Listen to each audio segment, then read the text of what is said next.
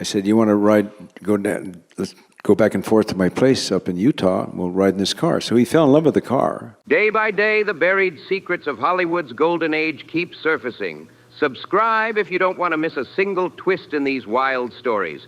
Robert Redford and his wife looked like the definition of perfection. Decades of loyalty, deep love, and a life that seemed built to last forever. From the outside, they looked untouchable, the kind of couple that made headlines for all the right reasons. But behind those glamorous smiles, quiet cracks were starting to show. And then, in one shocking moment, everything fell apart. Whatever went down hit hard, so hard that his wife didn't hesitate for a second before walking away. What could have caused such a fast, heartbreaking end to their marriage? The truth might just knock the wind out of you. The untold story of Robert Redford's rise and pain is more real than any Hollywood script. For 6 decades, he was the golden boy of the silver screen, an icon everyone thought they knew inside out. What? What do you think it could be? Well, I deal with a lot of important people. People who work for the committee? But deep down, Redford was a private man carrying a lifetime of quiet heartbreak that few ever saw. Born on August 18, 1936, in sunny Santa Monica, California, Charles Robert Redford, Jr. was the beloved son of Martha and Charles Redford, an accountant with big dreams for his family. Yet life wasn't all palm trees and beaches. Redford's childhood had its share of struggles. At just 11, he was hit with a mild case of polio, a terrifying disease that haunted families everywhere in the 1940s. He later shared how the fear of polio shaped him, remembering how seeing people trapped in iron lungs stayed etched in his mind forever. With his father constantly away working long hours, young Robert often looked for someone to fill that space. He found that bond in his Uncle David, a multilingual athlete and the kind of man young Redford admired deeply. Tragedy struck hard when Robert's beloved Uncle David was killed in action during World War II in 1945. His Jeep was ambushed in Luxembourg, ending his life in an instant. What made it worse was how the family refused to talk about it, leaving young Robert to face the pain completely alone. That silence carved deep wounds, pushing him to act out in ways no one saw coming. Who would have guessed that Hollywood's golden icon was once a wild teenager running the streets? Back in his high school days in Van Nuys, California, Redford wasn't exactly the model student. He rolled with a rough street gang, living for dares and danger. Every day felt like a new stunt, a new risk, and one of those nearly cost him everything. The gang once dared him to leap off a tall building just to prove he wasn't, in their words, a complete and utter wuss. And guess what? Redford did it. He took that terrifying jump, heart pounding, fear screaming, but he landed alive. All decadent and disgusting. Come on. We weren't making fun of you. Yes, you were. You make fun of everything. You think politics is a joke. Swim!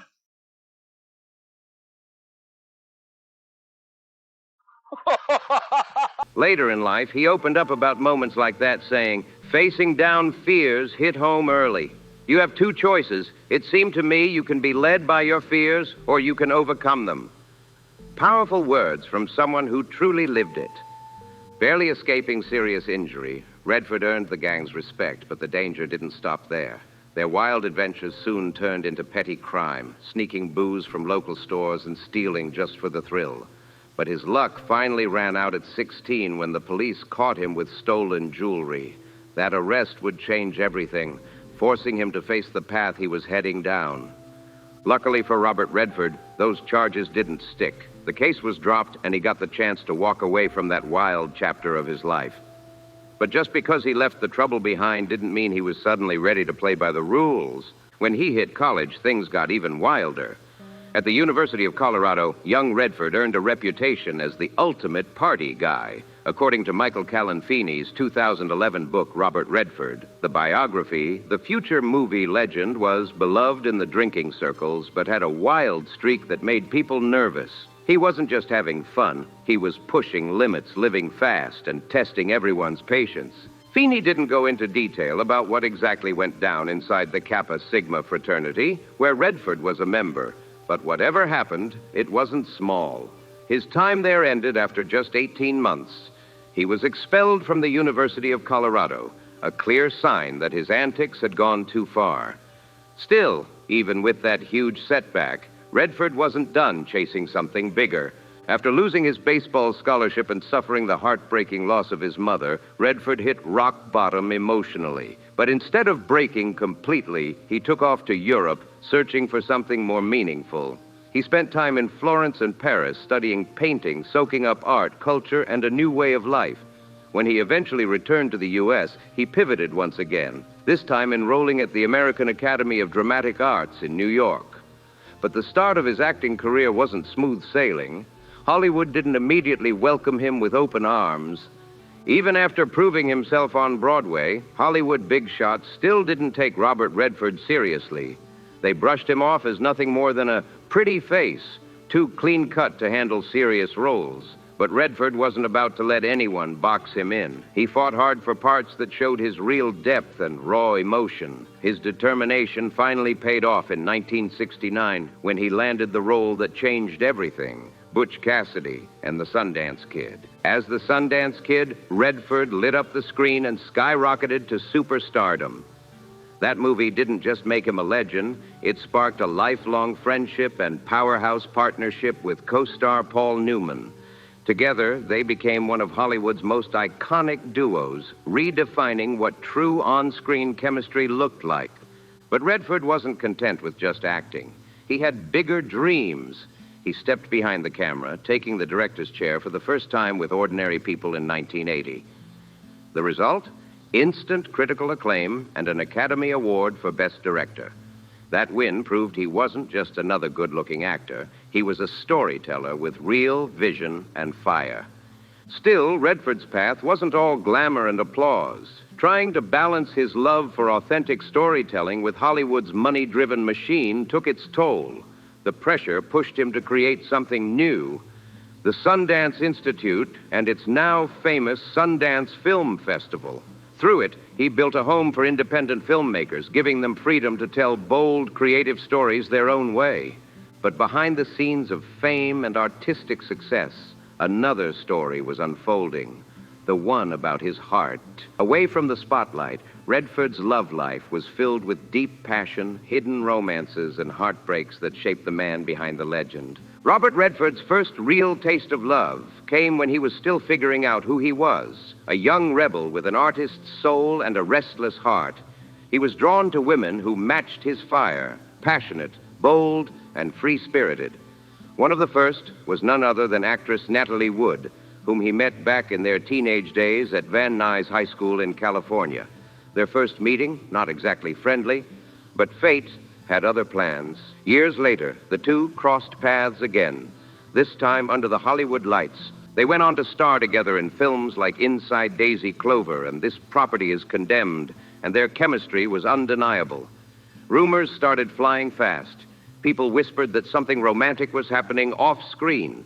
Neither of them ever confirmed it, but the closeness between them was impossible to ignore. Redford also shared an incredible on-screen bond with Jane Fonda, one that stretched across decades and multiple hit films.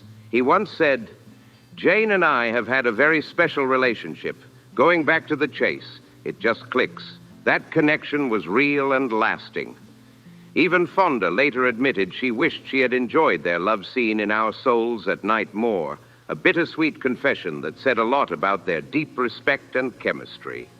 But the biggest turning point in Redford's love life came when he met a young woman named Lola Van Wagenen. This wasn't just another fling. It was something deeper, something that changed everything. Lola, a history student from a conservative family, was fascinated by Redford's wild, rebellious side. And Redford? He admired her brilliance, her calm strength, and the way she grounded him. Their love wasn't just passion. It was real, raw, and transformative. Really. It's not pleasant. It's that's the whole double-edged sword, that,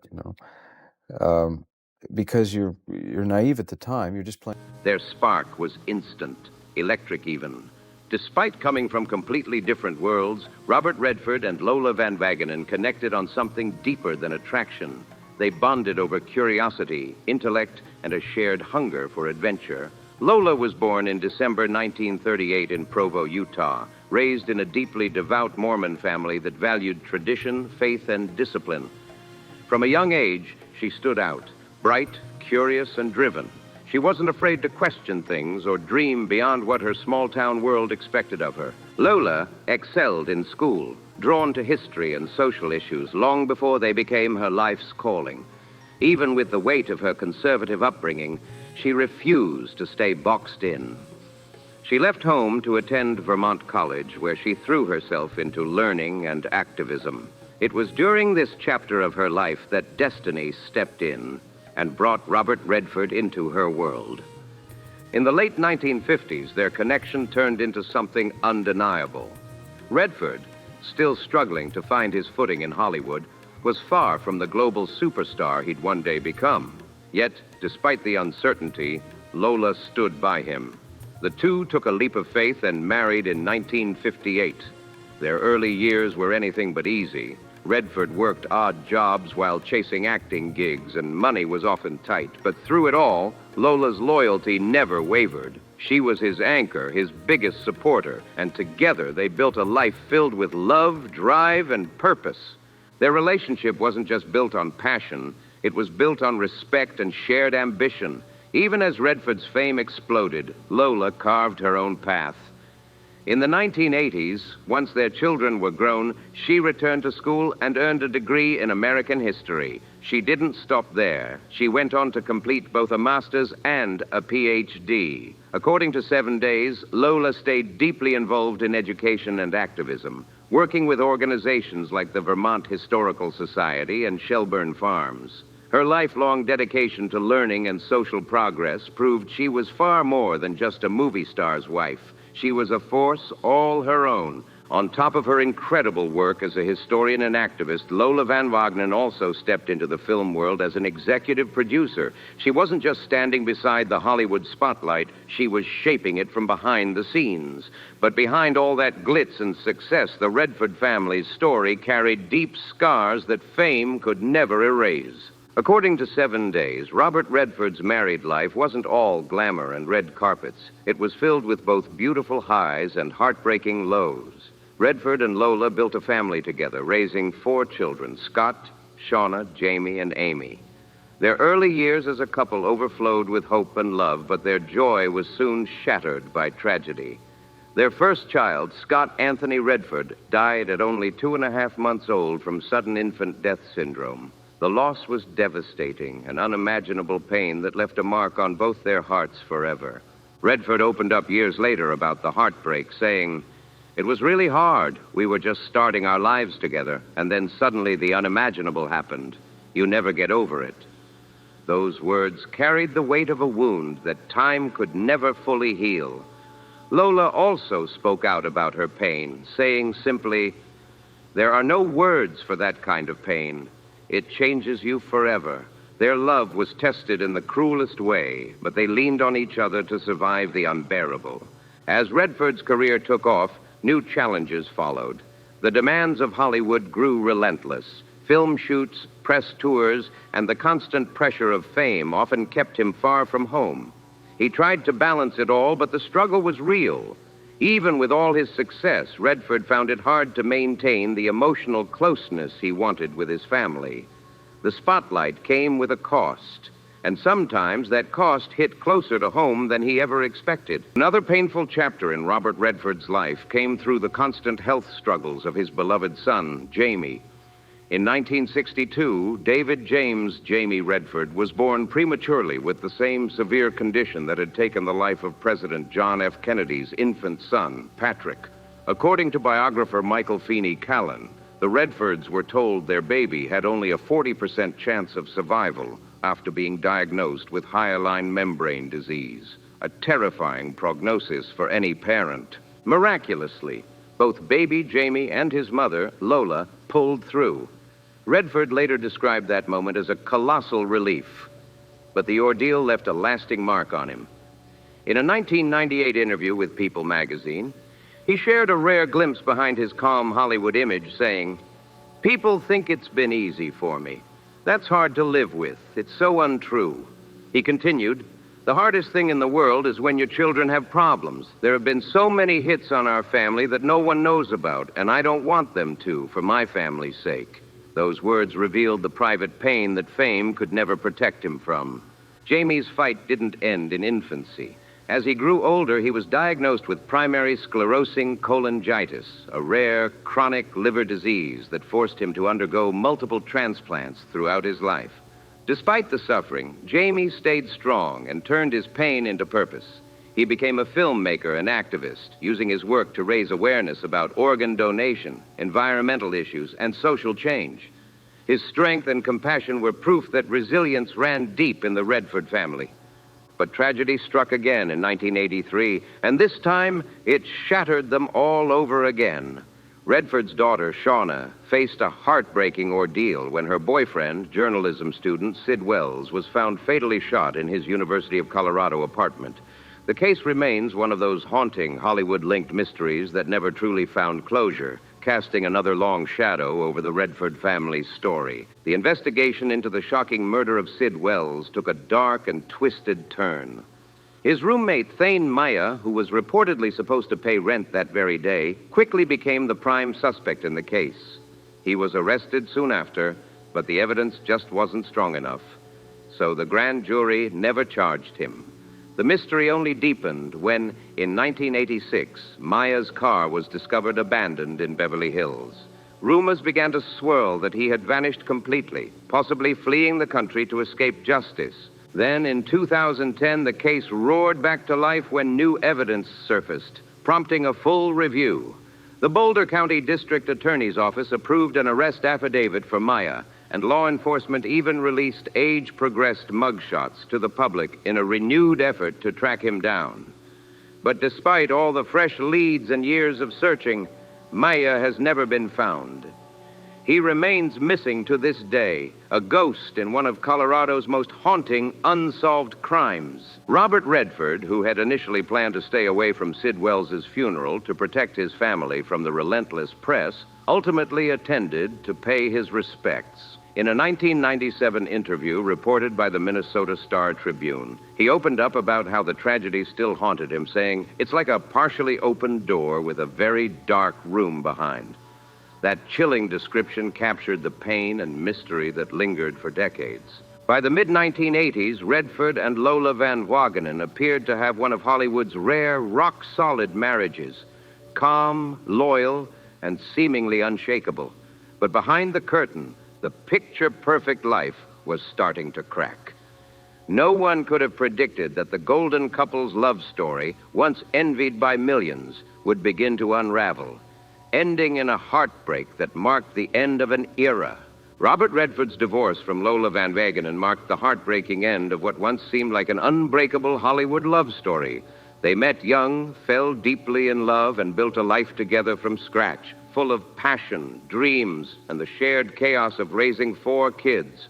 For more than 20 years, they stood side by side through everything: his rising fame, personal heartbreaks, and the unpredictable whirlwind of show business.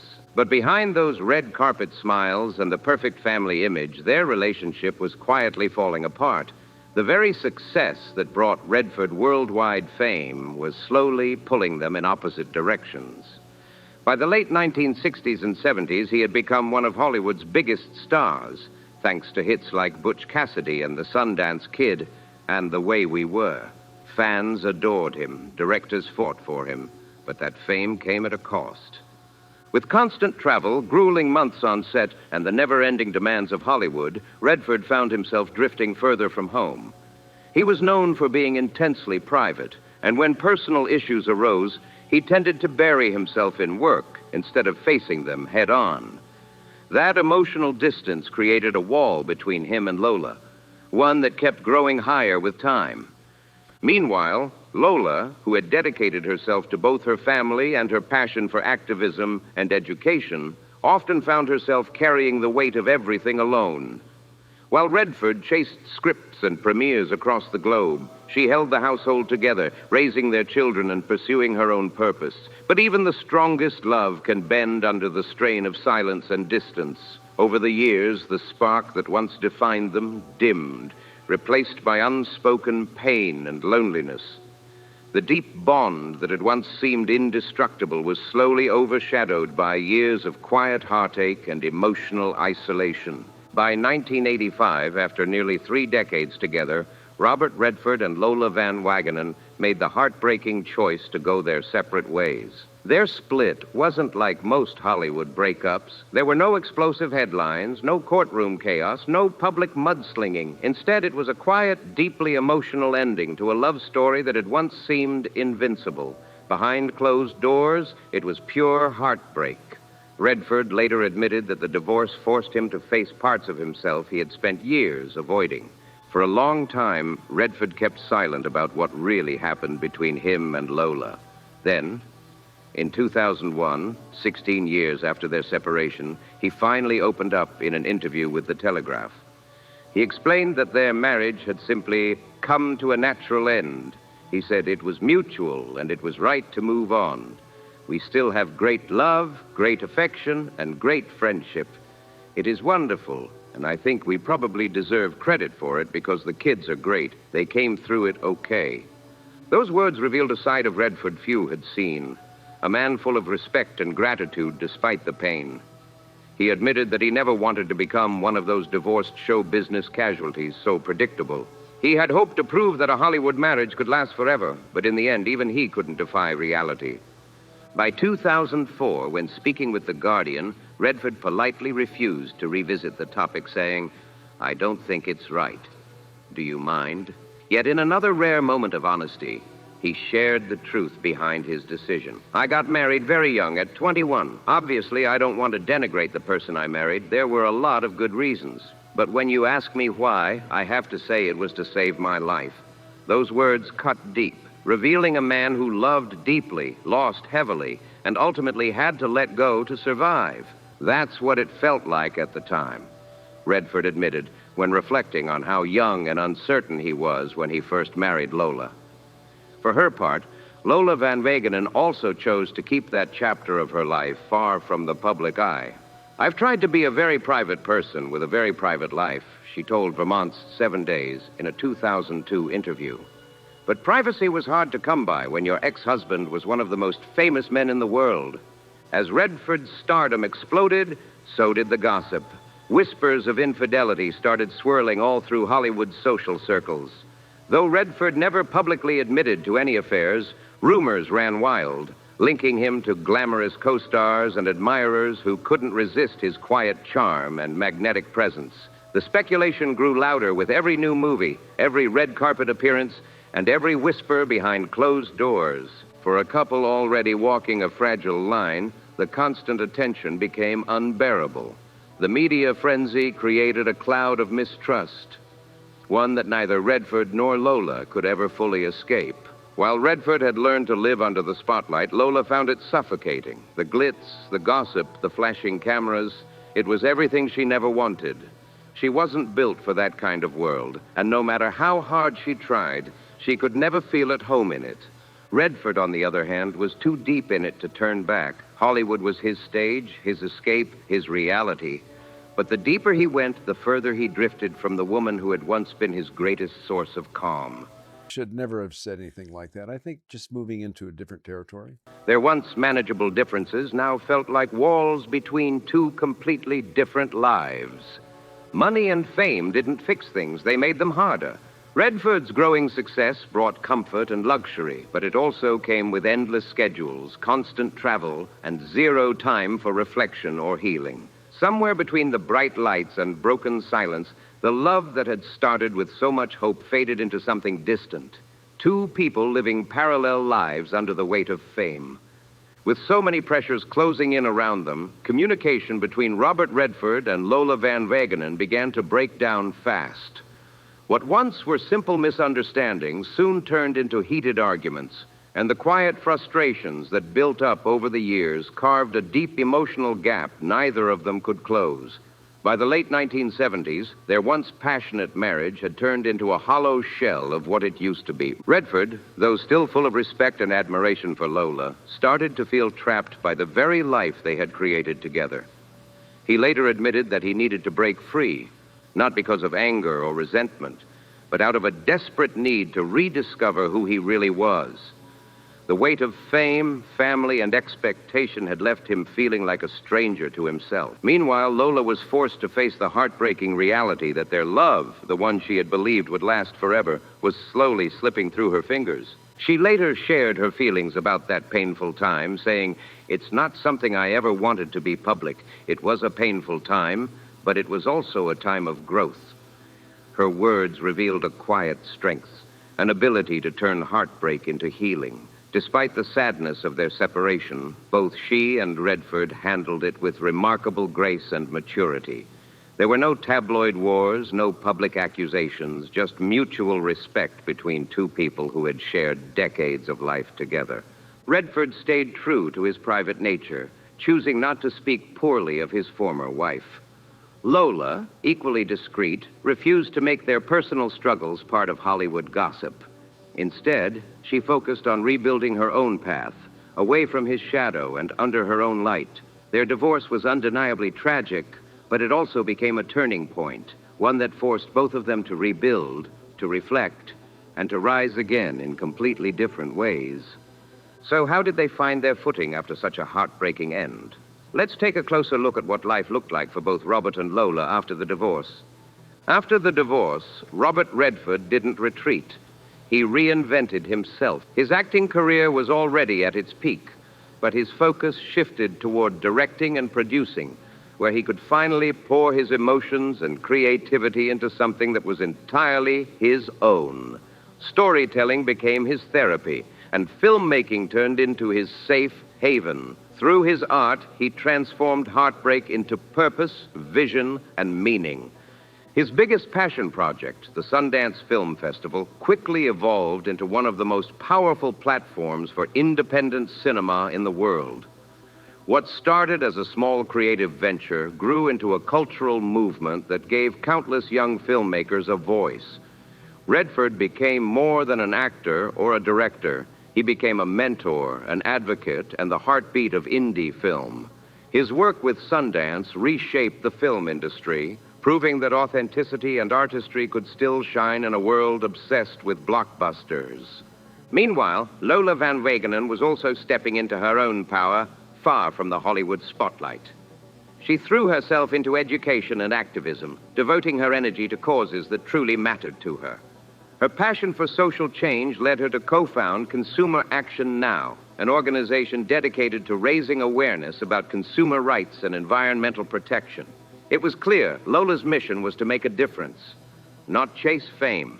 Her work showed that her story wasn't defined by her past marriage, but by her unwavering drive to inspire positive change. Despite leading separate lives, Redford and Lola never lost sight of what mattered most, their children. Together, they remained devoted co-parents to Shauna, Jaime, Amy, and the memory of their late son, Scott. The loss of Scott had once broken their hearts, but it also bound them forever in shared grief and love. Redford, even with the chaos of his career, made sure to show up for his kids, always striving to give them stability, support, and the kind of love that fame could never replace. Robert Redford never drifted far from his family. He stayed close to his children, always offering guidance, support, and wisdom whenever they needed him. Each of them grew up to follow in their parents' footsteps, pursuing careers that blended creativity with purpose. Jaime Redford, in particular, carried his father's torch with pride, becoming a filmmaker and activist whose work centered on storytelling, environmental awareness, and social justice. The Redford legacy wasn't just about fame. It was about using art to make a real impact. Even though the divorce had been painful, love hadn't completely left Robert Redford's life. His heart still had room for something new, and fate wasn't done writing his story yet. After years of healing and rediscovering himself, Redford eventually found love again. He wasn't in any rush to remarry after his split from Lola Van Wagenen. Nearly 30 years in one marriage had taught him patience and the importance of taking time to rebuild. But then came someone who reignited that spark. Sibylle Zagars, a German-born artist with a soul as creative and passionate as his own. Their worlds collided in the 1990s, and the connection was instant. Redford was already known for his influence in Hollywood and his passion for independent filmmaking, while Sibylle had made her mark as a painter whose art celebrated nature, culture, and environmental harmony. What drew them together was their shared vision, the belief that art could change the way people see the world. As the years passed, their bond deepened. They traveled the world together, attended film and art events, and supported each other's creative pursuits. Redford admired Sibylle's free spirit and talent, while she respected his dedication to storytelling and truth. It was clear this was more than just companionship. It was a partnership built on art, respect, and a deep emotional understanding. Unlike Robert Redford's first marriage, when he was young, restless, and still trying to find his place in the world, this new relationship was built on wisdom, patience, and deep understanding. Time had taught him what love really meant. He'd learned from his past heartbreaks, and now he was ready to embrace something more grounded. Love without the chaos, but with real connection and peace. Even though his bond with Sibylle Sagars was strong, Redford stayed true to his nature, private and protective. After living through decades of Hollywood gossip and public scrutiny, he wasn't about to let the media dissect his second chance at happiness. He and Sibylle kept things low-key, away from flashing cameras and headlines. Still, those close to them could see how happy they made each other. Her warmth and artistic fire perfectly balanced his calm and introspective nature. It was the kind of harmony he'd been missing for years. After years of companionship and quiet devotion, the couple decided to make it official.